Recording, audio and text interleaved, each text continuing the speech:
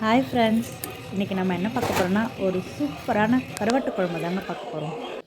அதுவும் மண்பானையில். நான் இன்றைக்கி ஒரு 3 குழம்பு கருவாடு எடுத்து சுடு தண்ணியில் நல்லா ஊற வச்சு கழுவி க்ளீன் பண்ணி எடுத்திருக்கேன். அதோடு போச்சிங்கன்னா 2 வெங்காயம், 3 தக்காளி, ஒரு 2 கத்திரிக்காய், ஒரு உருளைக்கிழங்கு நறுக்கி வச்சுருக்கேன். எப்போவுமே கருவாட்டு குழம்பு, மீன் குழம்பெல்லாம் மண் சட்டியில் செஞ்சதாங்க சூப்பராக இருக்கும் டேஸ்ட்டு. நான் ஒரு கடாய் வச்சுருக்கேன். கடாய் காஞ்சதும் எண்ணெய் ஊற்றிருக்கேன். எண்ணெய் ஊற்றிட்டு கொஞ்சம் கடுகு, கொஞ்சம் வெந்தயம் கண்டிப்பாக சேர்க்கணும், கொஞ்சம் சீரகமும் சேர்க்கணும். கருவாட்டு குழம்புல மீன் குழம்பு மாதிரி வெந்தயம் சேர்க்கணும். அதோட கொஞ்சம் வெங்காயம், 2 வெங்காயம் சேர்த்துருக்கேன் நான்.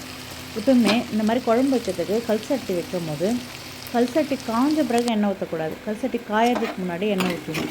நம்ம காஞ்ச பிறகு ஊற்றினா ஏற்கனவே நம்ம நிறைய சுற்றி சமைச்சிருக்கோம்ல, அதில் இருக்கிற எண்ணெய்லாம் லீக் ஆகி ஒரு ப்ரௌன் கலரில் வந்துடும். அதனால் கல்சட்டி காயறதுக்கு முன்னாடி எண்ணெய் ஊற்றி அதுக்கப்புறம் காய வைக்கணும். இப்போ வெங்காயம் போட்டு முடிச்சோன்னா ஒரு பூண்டு உரிச்சிருக்கேன், அதையும் போட்டுக்கிறேன். அதோட 3 தக்காளி சேர்த்துருக்கேன். 3 தக்காளியும் போட்டு நல்லா மேஷ் பண்ணிக்கணும்.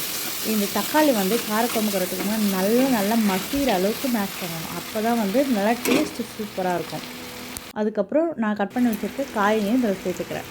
சேர்த்துட்டு நல்லா அதையும் நல்லா வாஷ் பண்ணிக்கிறோம். கத்திரிக்காய் இந்த மாதிரி கருவாட்டு குழம்புக்கெல்லாம் நீட்டாக தாங்க கட் பண்ணிக்கணும். அதோடு கொஞ்சோண்டு மஞ்சள் தூள் சேர்த்துக்கிறேன். 3 ஸ்பூன் நான் இதுக்கு வீட்டில் அரைச்ச குழம்பு மிளகாத்தூள் சேர்த்துக்கிறேன்.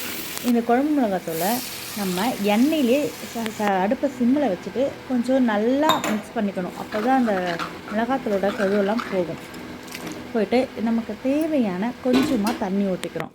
தண்ணி ஊற்றிட்டு இதை நல்லா இந்த ஸ்டேஜில் நம்ம உப்பும் சேர்த்துக்கிறோம். உப்பு சேர்த்துட்டு கொஞ்சம் நல்லா கொதிக்க விடணும்.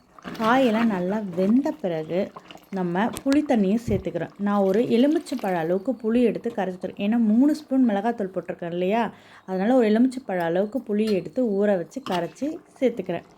புளி தண்ணி ஊற்றின உடனேயே நம்ம க்ளீன் பண்ணி வச்சுருக்க கருவாடையும் நான் சேர்த்துக்கிறேன். முதல்ல கருவாடு சேர்த்தா கரைஞ்சிரும்.